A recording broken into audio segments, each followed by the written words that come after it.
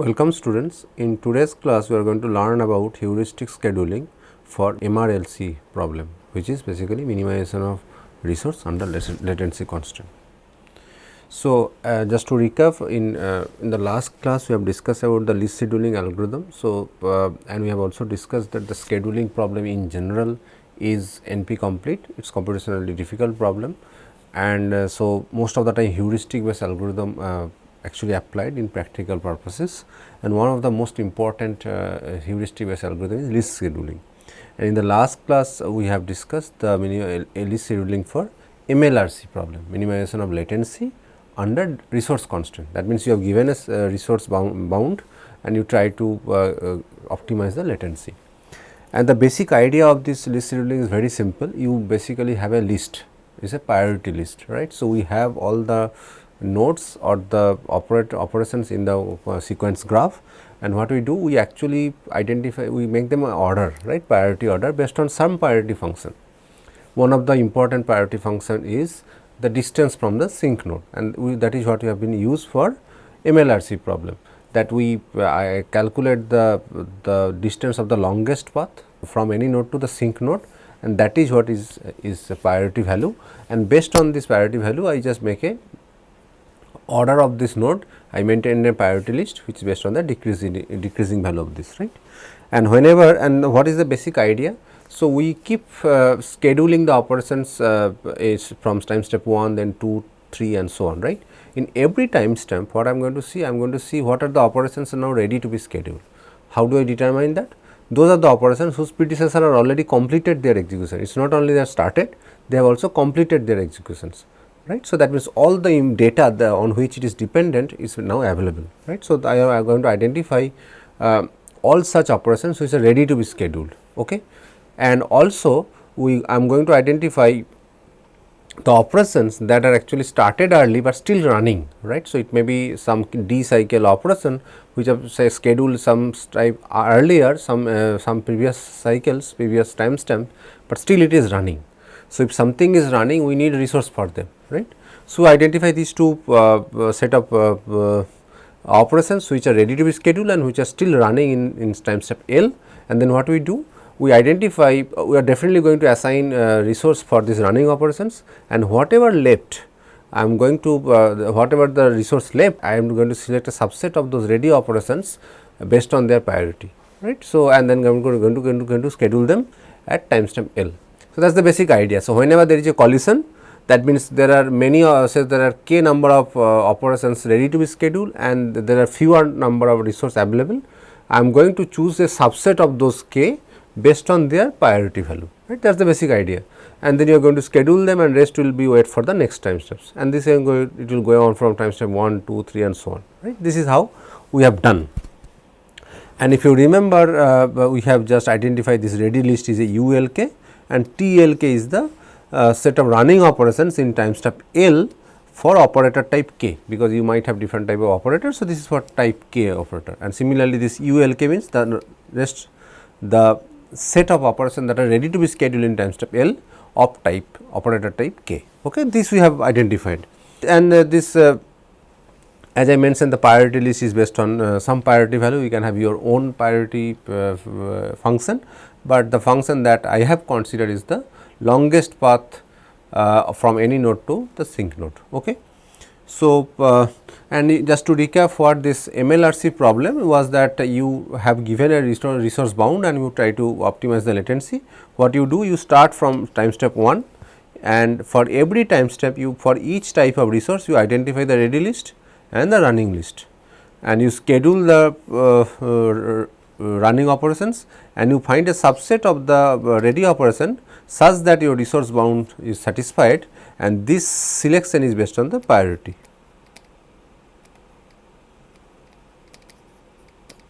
Okay.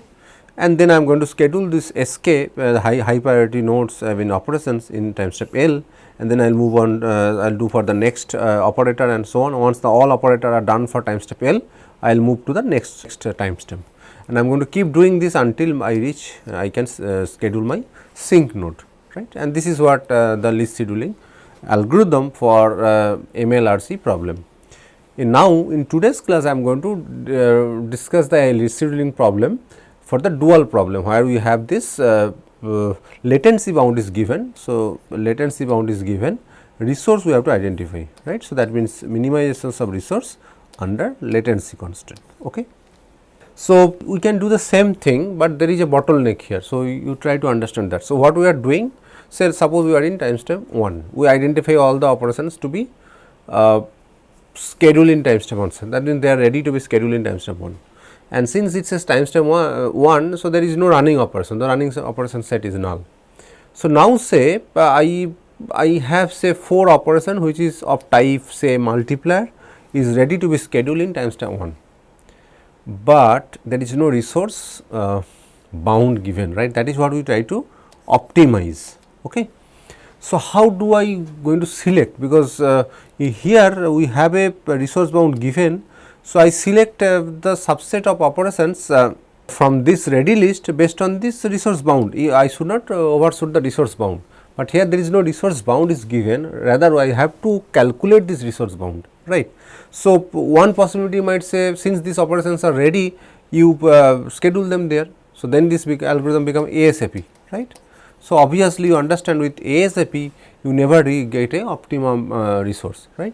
So, whenever some operations are ready, scheduling them in that particular timestamp won't give you the minimum resource. So, that list scheduling, although it is a heuristic algorithm, cannot go that way. Okay. So, here how we solve this problem, because I know there are certain operations is ready in some steps, but because I do not know the resource bound, I am not going to take a call which subset I am going to select. I mean, I can always select a subset, but the selection of the subset based on some limit, right. So, I am going to select a subset, what is the number of element I am going to select, subset of the element I am going to select, that something is not known to me, right. So, for this MRLC problem, so I have to resolve that problem, right. So, that particular issues. So, here is a very nice algorithm idea that the way this MRLC algorithm works, then let us assume that initially you have all operator is 1 1 1 1, right. So, suppose you have 4 type of operator and they are done, at least you should have one instance of them, right. So, you assume that there are minimum number of instances available in the hardware. So, you have say 1 multiplier, 1 adder, say 1 comparator, 1 say divider and so on. Okay. So, there is a 4 type of repeater. So, initially you assume that they have only one instance available, and let us start this scheduling by this list scheduling, and whenever I found some operations which has to be scheduled in this timestamp, otherwise I cannot meet my latency constraint, then I will increase this bound to, I will just increase the bound by those number. Okay. So, not by 1 always, say for example, say in say timestamp 1, the algorithm I am talking about. So, there are say 4 multiplier to be scheduled. So, they are ready to be scheduled. Okay. And now, since you assume that in the timestamp you have only one multiplier available, because you just take the minimum instances, and now you found that if you do not schedule these 2 in the timestamp 1, then you will not be able to meet the target latency, right. That you have to always keep in mind, that I must schedule my behavior within lambda timestamp. What is the bound, latency bound is given, because I cannot violate that. I can increase my resource, but I cannot violate my latency bound. Okay. So, whenever that scenario come, I am going to increase my resource bound, resource count or the resource bound by those many numbers, so that I can actually schedule those critical operations in that particular timestamp, and this is how I am going to keep doing it until I reach the last operations. Okay. So, this is the idea, it is very simple idea, but this is something you need, otherwise you can't develop this algorithm, because the resource bound is not there, it has to be calculated, and you cannot just take a upper bound, rather you take the lower bound and you increase the bound whenever there is urgency, right. There is a critical operation. So, if you do not schedule it, I am going to violate my latency bound, let us increase the resource at that moment only, not before that or after that. Okay. So, let us understand the algorithm, which is very simple. So, you have given the sequence graph which is G, and you have given the latency bound lambda, right. So, now as I mentioned that you assume that this is your A is the resource bound, that is what I am trying to say is, so all kind of instances you have one instance available. Okay. So, one thing we have to understand that if the lambda given, whether that is a feasible bound or not, right. So, how we can do that?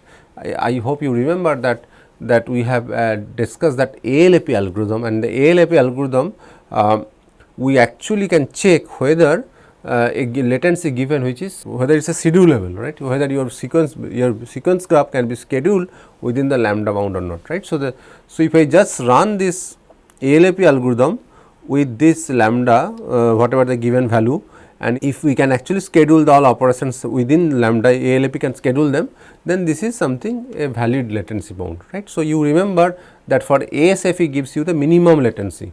So, your latency, whatever the latency you are giving, it must be greater than of your latency that is obtained by ASFE algorithm, right. So, if it is less than that, this ALAP will tell it is not possible to schedule less than with the given lambda, right.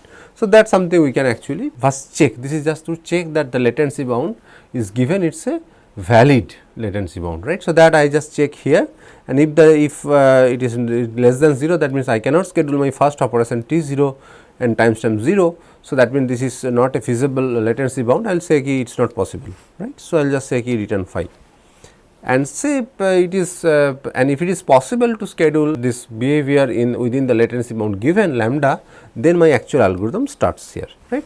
So, it is similar to my MLRC algorithm, because they are also, so this is the same little scheduling algorithm. So, what I am doing, I just start from my timestamp 1, and for every timestamp I am going to do it for all resource type, right, resource type k. So, I am going to do it for all type of resource, and what I am going to do it now, I am going to identify the ready list, which is the operation that are ready to be scheduled in this timestamp, right, that I have already discussed, right. So, when an operation is ready to be scheduled in this timestamp, when all its predecessor has completed his execute before L, right, before this current timestamp L. So, I am going to identify this, and then this is the most important thing, this is where the priority determines. So, here I am going to identify the slack of each node in this ready list, I am going to discuss that. So, what is this slack? And if I found, I am going to say I just calculate this slack. So, let me explain what is slack. So, slack is something is this, say for every node, if I am now actually in timestamp L, right. So, I am in timestamp L. So, this Ti is giving its TALAP timestamp, which is actually calculated by ALAP. Okay. So, that means this Ti is the last possible way of possible timestamp where this can be scheduled, right. That is what ALAP gives, the as last as possible. This is the last possible timestamp where these operations can be scheduled if I want to meet this lambda, right. So, if I want to meet this lambda latency bound, this is the last possible timestamp. So, now I am in L timestamp, and you are, so suppose this is the Ti, okay. So, this is the Ti value. So, that means, so there are say 2 more steps there. So, that means I am in this timestamp, but this operation which is I am now currently considering, it can be still scheduled here. So, that means this is not a critical operation yet, because it has possibility to be scheduled in another timestamp here, here or here without violating my latency bound. So, since this operation does not become a critical one till this point, what I am going to do? I am not going to increase my latency bound, okay, sorry, resource bound. Okay. So, since this operation does not become a critical operation, but say this is your Ti, right. So, in some case it might happen that you are in timestamp L, and the Ti which is obtained by the ALAP algorithm for this node Vi is Ti. So, that means my I am in the step which is the last possible state where this operation can be scheduled to meet this latency bound. So, I have no choice, I have to schedule this operation here, then only I can meet my latency bound. So, if so that means this is now must, it become a must to schedule this operation in this timestamp, and if the resource does not adequate resource is not available, I am going to increase my resource bound, right, because this operation is now become critical, and hence I have no other choice than scheduling this operation in this timestamp, and hence if I need more resource I am going to increase it. So, that is the idea, right. So, if you just understand here that I will identify my ready list, I will identify my running operation, right. So, what are the operations are running, and then I for all the operation in the ready list I identify their slack value, right. and then I am going to select those sk subset of this uk whose slack value is 0, right, which has a 0 slack. That means, if there are operations whose this is the last possible timestamp, the T I minus my current timestamp is 0, that means it is a 0 slack, that means it has to be scheduled here. I will identify all such states, right, and then I am going to increase A, my resource bound, if so that my running operations which is running in till this time and this sk which is become critical, the total should be ak, right. So, if my the current value of ak is less than this, I am going to increase it. Just for the example that just given a few minutes back, right, that if it is say 1 and say I found there are 2 operations which become critical and there are say 1 operation is running. So, 3 plus 1 is 4. So, I will increase my resource from 1 to 4, right, because 3 operations become critical, they has to be scheduled here and 1 is running. So, 3 plus 1 is 4. So, I will increase my resource from 1 to 4 in this timestamp. Okay. And you might have a scenario that in some state you already have 4 resource available, but there is no such critical operations, right. So, there is no critical operations. So, then in that time what you do, you just select a subset of this operation from UK and you schedule them there, right. So, because in some time step if you just increase the resource from 1 to 4, you can assume that from the rest of the time step these 4 resources are available, right. So, once you decide that I need 4 resources, they are available in the hardware.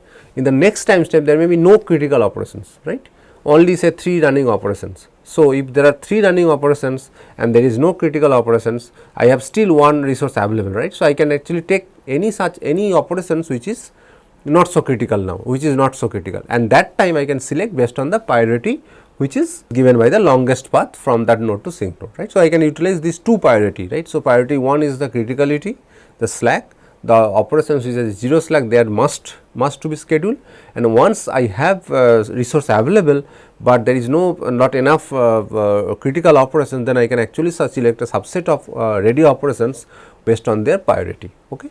So, that is the overall idea. So, for each type of resource I will identify the ready list, I will identify the running operations, I will identify the slack of all ready operations, and I will identify those operations which is critical, that means they have a 0 slack, and then I will make sure that if I have to increase my resource bound, I am going to do it so that my running operation can run and all the critical operations can be scheduled in this timestamp, right. In some scenario, if there is not enough critical operations, but there are some resource available because it has been increased in previous some time steps, I will select a subset of those ready operations based on their priority, right. So, this once I done for a one type of resource, and then I will do for next type of resource and so on, and once for this time step L all resource has been considered, I will just increase my timestamp to the next timestamp. That means, I am going to go to the next timestamp now. Okay. And I will keep doing it till my sync node is scheduled. Okay.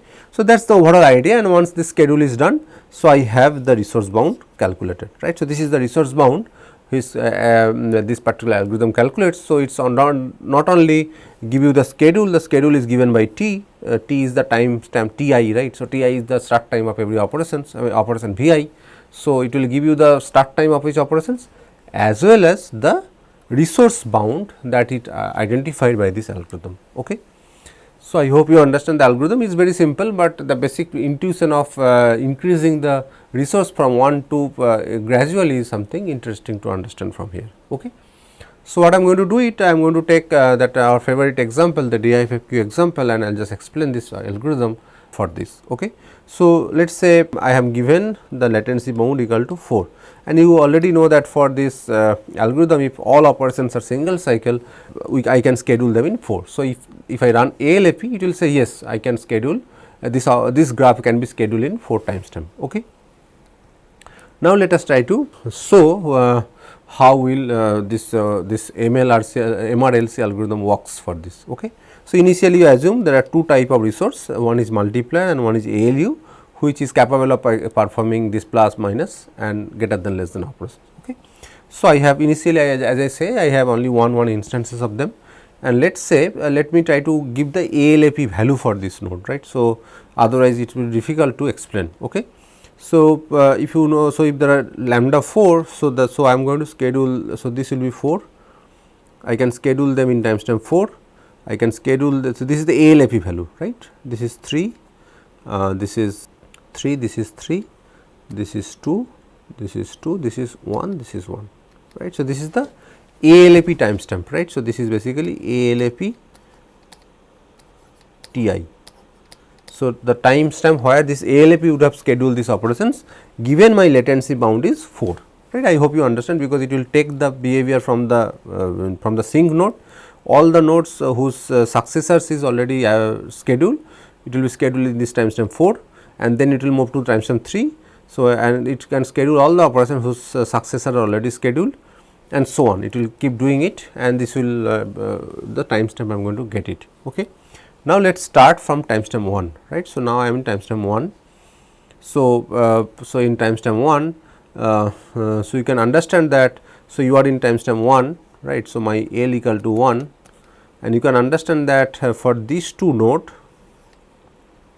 TLAP value is also 1, right. So, if you make 1 minus 1, it will 0. So, that means these two node have a 0 slack, it has to be scheduled in this timestamp, right. So, that means I have to increase my A1 to 2, so that I can actually schedule these two operations there, and that is going to happen for multiplier, right. So, this is how I just increase my resource from 1 to 2 in timestamp 1, because these two operations become critical.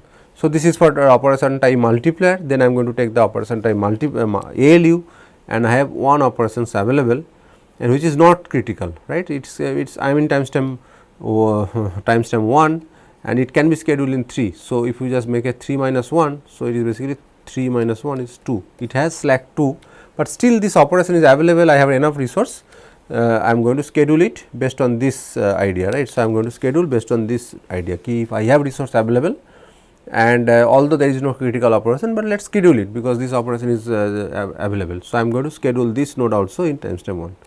So, in timestamp 1 I am going to schedule 1, 2 and 10, okay, and I am assuming all operations are single cycle for simplicity. Now, I will move on to the next step. So, in next step, what are the operations which is ready to be scheduled? So, I am just write it. So, U timestamp 2, operator time 1 is multiplier. So, you can see here 3, 6, 8, right, 3, 6 and 8 is ready to be scheduled. So, among them, and I have my L equal to 2. So, you can understand 2 minus 2, this slack will become 0, this slack will also become 0, and this slack will become 1, 3 minus 2. So, these two operations become critical, and I have to schedule these two operations.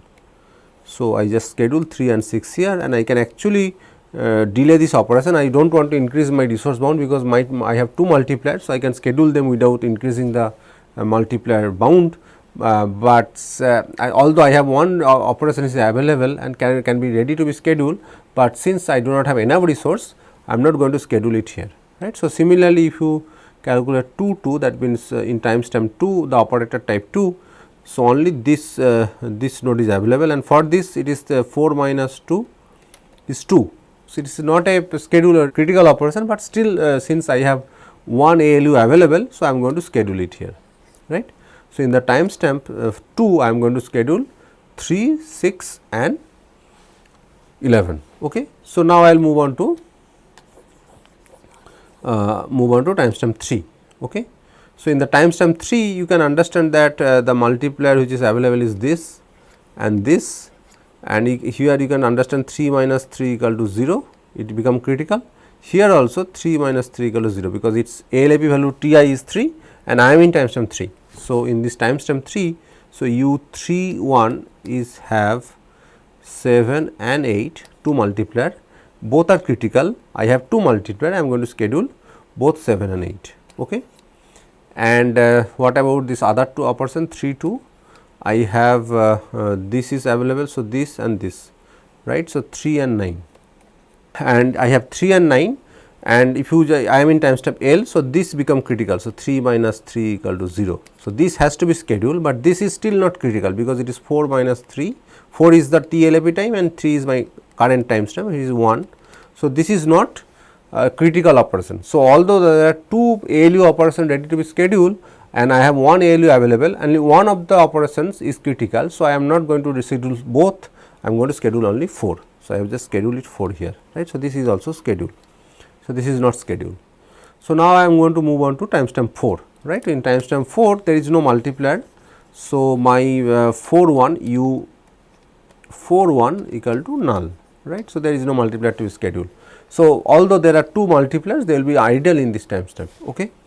And then you just calculate the u 4 2 operator type 2, I have 5 and 9, right, 5 and 9.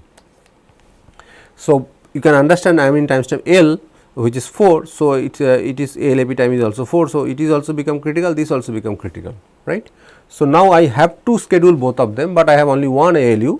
So, I will increase my ALU to 2, right. So, I will increase my ALU to 2 and I am going to schedule this and this in timestamp 5, right, 4, 5 and 9. So, that means I have started with 1 1, but I end up having 2 2, right. So, it will say that I can schedule this behavior in timestamp 4 timestamp, and my resource requirement is 2 2. And since this is basically a tree, I mean that I have already discussed in previous classes, and this is the optimal solution. So, although this MRLC does not guarantee to give you the optimal solution, but I can prove, and it can be proved that for this graph you need at least 2 instances of resource to schedule this behavior in 4 timestamp, right. You cannot do it less than this. Okay. So, for this it give you the minimum, but minimum resource or optimal resource, but it does not guarantee to be give you that things for all scenarios. Okay. So, let me now take the same example, but you assume that I have now a latency bound is given 7 and my multiplier is 2 cycle operations, and this ALU is basically a single cycle operation. Okay. So, let me try to put the ALAP value. So, this will be 6, this is 6, this is 6, and this is 5. This will start at 4, right, because 4 5 it will complete its execution at 5, because its successor is have completed 6. So, I have to schedule it such a way that it can complete its execution before 6. So, it has to be scheduled in 4. So, similarly, this will schedule in 4, this will schedule in 5, because it is a single cycle operation. Okay. Now, for this it will be scheduled in timestamp 1, this will be scheduled in timestamp 2, right. This is the TLAP value I am calculating, and this must be in 1 1, right. So, this is the TLAP value that I have calculated using the ALAP algorithm. Okay. Now, let us try to understand that how I can schedule. So, if you just take L equal to 1 timestamp 1 and you calculate the U 1 1, the operator 1, and you can understand that there are operation 1, 2, 6 and 8 are schedulable. Okay. And you have given initially my A 1 equal to 1, A 2 equal to 1, right. I have 1 1 resources, right. So, I can found that there are 4 operation is ready to be scheduled, 4 multiplier operation ready to be scheduled, and out of them you are 2 are critical, because it is 1 minus 1 is 0, 1 minus 1 is 0. For these 2 this is not critical, right. So, I will increase my A 1 to 2 and I am going to schedule both 1 and 2 in this timestamp, right. So, let me try to put, so 1 and 2, this will be scheduled in timestamp 1, and since this is a so this is a single cycle operation, it will be like this, right. So, I can just so you have this 1, it will be scheduled in 2 cycle, and I need 2 resource here. So, this is a multiplier, this is 2, right. So, this is for this multiplier type. So, now I am going to calculate this U 2 1, that means for ALU type, and I have only 1, you know that, and this is not a critical operation, it has lot of slack, but I am in timestamp 1 it can be 5. So, it has a slack of 4, but since this resource available I am going to schedule it here also. So, 10 will be scheduled here, right. So, that means this is done, this is done, and this is done. In L equal to 2, I have U 2 1, I have what are the operations. So, you have to understand that this 2 operation is running here. So, this is not available here, right, they are running in timestamp 2. So, U is again 6 and 8, right, 6 and 8, and my TLK, right. So, T 2 1, which is running operation, which is 1 and 2. So, I have already 2 operation is running and I have 2 multiplier available, because I increase it to 1 to 2. And now, let us calculate the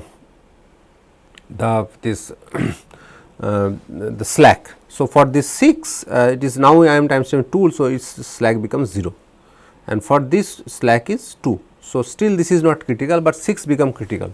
So, I have two multiplier available and both the running operation 1 and utilizing. So, I have to increase the resource bound to 3, okay, because I cannot delay my operation 6 further, right. So, I have to schedule my operation 6 here, which is a multiplier, and my resource multiplier become 3. Okay. So, this is very interesting and now for this U22, which is 22 is basically the ALU. I have only one operation is available because this is still not available because predecessor is not done, and I have one resource available. So, I can schedule this, right. So, this 11 will be scheduled here. Okay. So, 11 is a less than operation. So, this is what happened after timestamp 2. Okay. So, let me now take timestamp 3. Okay. So, in timestamp 3 L equal to 3, what are the running operation? Now 1 and 2 completed, right. So, T31 is only 6 because 1 and 2 is completed, I am in timestamp 3. And what are the ready operations? U31. So, 1, 6 and 2 is completed. So, 3 become ready now, right. 3 become ready and 6 is running. So, 4 cannot be ready because 6 is still running here, but 8 is still waiting, right. So, still it waiting. So, I am in timestamp 3 and I found that 1 is running operation is there. I have 3 multiplier available and among these 2 operations 3 is critical, right, because I am in timestamp 3. So, 3 minus 3 is 0. So, this is critical, I have to schedule it. So, I schedule 3 here, 6 is running. So, 2 multiplier is getting occupied and I have one more operation which is not critical, but I have one multiplier available. So, I am going to schedule 8 as well, right. So, this is interesting. So, although 8 is not critical, but because it has a delay 4 minus 3 equal to 1, but since I have one multiplier available. So, I am going to schedule it as well. So, this 3 multiplier this all 3 multiplier so 3 and 8 both will be scheduled in timestamp 3. Okay. So, so this is schedule so now for the other type there is no T that running operation. So, U32 what are the operation is running? So, there is no, it is null, right, because this operation is just scheduled, 6 is running and 3 is just scheduled. So, this is null. So, nothing to be done. Okay. So, I just schedule 8 and 3 in this timestamp. Okay. In timestamp 4 similarly I can just calculate it here. So, L equal to 4, what are the running operation? T41, I have 3 and 8 both are running, right, and since 3 and both are running, 6 has completed now. So, U41 will be 7. So, 7 can be scheduled now. Okay. So, 7 is there. So, you can understand that I do not have to check whether 7 is critical or not because 3 multiplier available. So, I am going to schedule 7 here as well. 3 multiplier available. So, I am going to schedule 7. So, 7 is done and other 2 is running. And in this timestamp, since you are in timestamp 4, there is still I cannot my U4 2 is basically null. There is no ALU type operation here, right. So, U4 2 is null. Okay. So, that means this is what happened in timestamp 4. So, now let me quickly schedule in timestamp 5 and timestamp 6. So, now in L equal to 5, in L equal to 5 these 2 multiplier is completed, but this T51 is 7, 7 is still running, but there is no multiplier left. I do not have to do anything, right. So, U51 equal to null, I do not have to do anything for this, but since 8 has completed his execution here and 3 has also completed his execution in timestamp 4. So, now this this is U52, there is no running operation for operation type 2, which is now 4 and 9 both are schedulable, right. 4 and 9, 4 and 9. Out of that I can see that this is critical because I am in timestamp 5 and it is L is 5. So, it become critical. So, 4 must be scheduled here. So, 4 is scheduled here, 4 is scheduled here, but for this node it is not critical because I am in timestamp 5 and this is 6, its ALAP value 6. So, it has slack 1. So, I am not going to increase my this ALU bound. So, I am going to just schedule 4 here. Okay. and then timestamp 6 L equal to 6, there is no multiplier because all are done, but I have two operation u 5 2 which is basically this 5 and 9. So, both 5 and 9 is critical, I cannot go beyond that because both has 6. So, I have to increase my ALU bound to 2 and I have to schedule 5 and 9 here, right. 5 and 9 to schedule here. So, the final resource bound I got 3 2. So, you can understand that to schedule this behavior in 6 timestamp, when my multiplier is 2 cycle operations, I need at least 3 resource, 3 multiplier and 2 ALU. Again I can show that this is the minimum one because this is a tree, it is not a generic graph where there is a multiple path from the one node to sink node. Okay. So, this is how I can calculate, and this is what the another one which is pipeline. So, pipeline I will just talk about only 2 step and then I will done. So, what I can do, I just take the latency value 7. Okay. So, this is 7, this is 7, this is 7 TLFE value, this is 6, this is 5 because it is 2 cycle. So, let us say assume that this multiplier is 2 cycle, this is 6, this is 5 and this is basically 4. So, this is if it is time started 5, so it should be 3 and then if it is 5 this should be 2. So, one interesting point here there, see, since I have already discussed in the previous cycle that if the latency is 6, then these two operations become critical in timestamp 1 because they have to be scheduled in timestamp 1. Because I have just relaxed my latency little bit. So, there is no critical operation in timestamp 2 which was not the case in previous cycle. Okay. So, I can quickly do the job.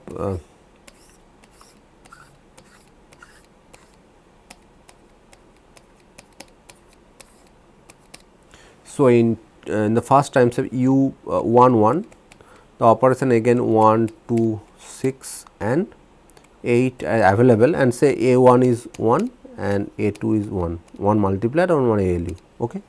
And this A 1 is 2 cycle and this is 1 cycle, single cycle operation.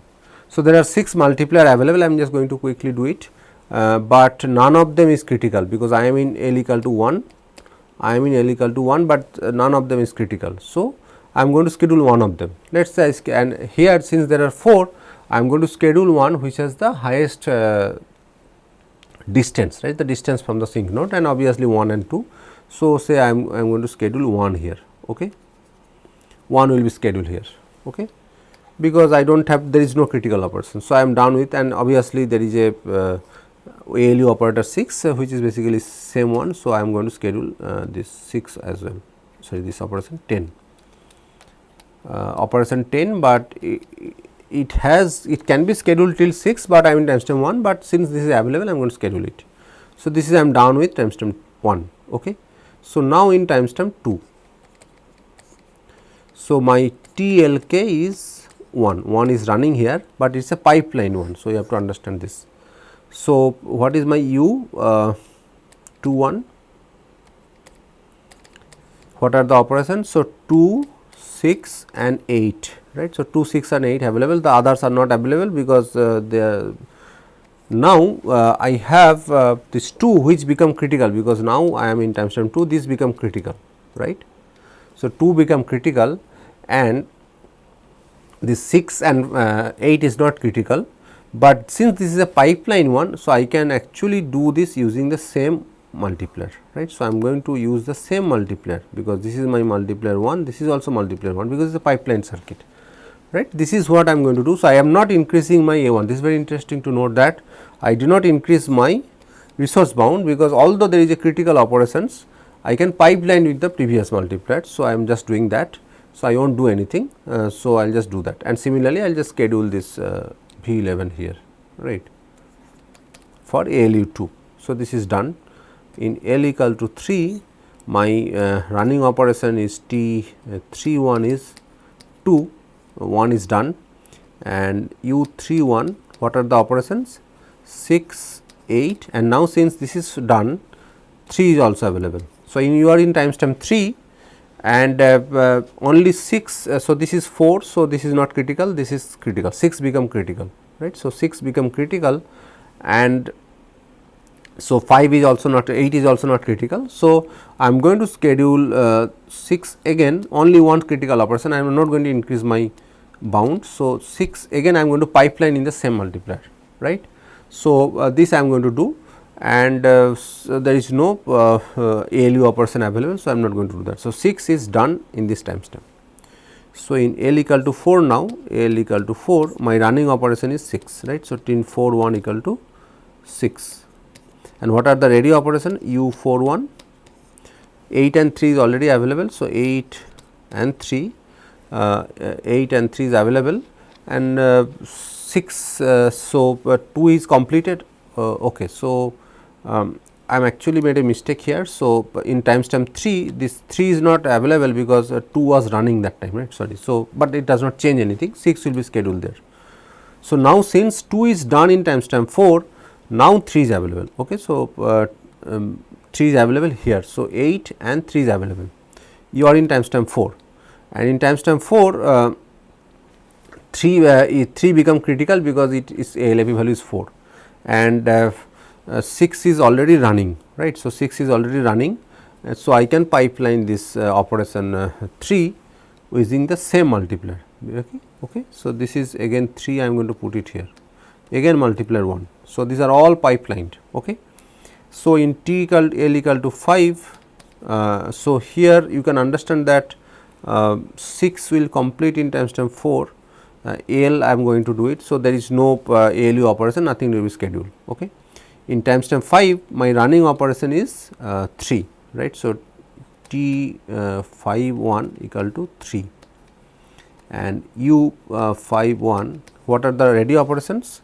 6 is done. So, 7 become ready now, right. 6 is done. So, 7 become ready, and 8 is still not scheduled, right. So, 7 become ready, 3 is running. So, I can again schedule this 7 here, right. So, what I am going to do it 7 here. So, this is very interesting, right. So, I am just still using one multiplier, I am able to do it, and 7 I am going to do it because you are interested for 5 and this is critical, right. So, this is critical. So, 7 and 8 both are available.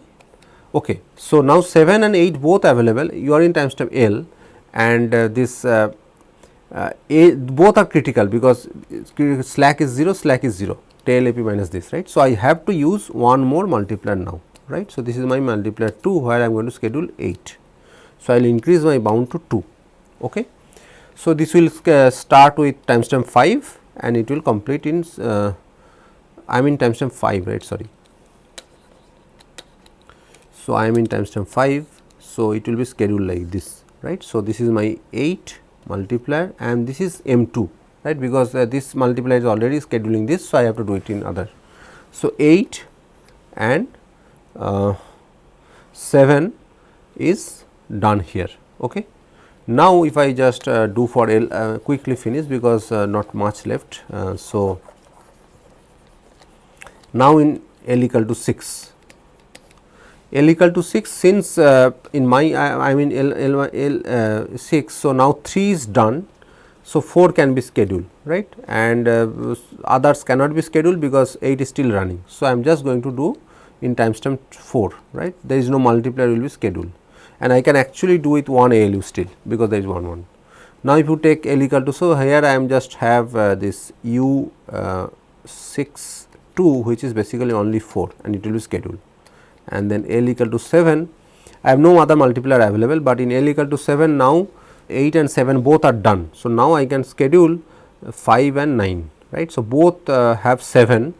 So, my U 7 2 has 5 and 9 and both are become critical because you are in timestamp 7 and both has slack value LAP value 7. So, both are critical.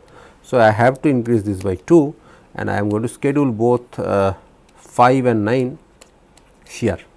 So, you can understand that I can actually do it in 2 multiplier and 2 ALU.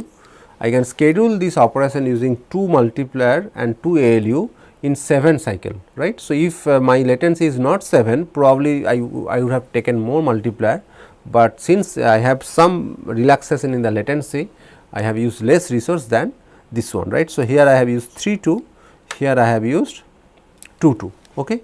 And here the very interesting thing is that one multiplier was pipeline continuously from timestamp 1 to 7, I mean 1 to 5, and it is just executing different multiplier and it is pipeline manner. Okay. So, with this I hope it is clear to you how this MRLC will work with this. So, with this I conclude today's class. So, we have completed the list based scheduling algorithm for both MLRC and MRLC problem, right. So, in the next class I am going to talk about another heuristic which is called force directed scheduling. Okay. Thank you.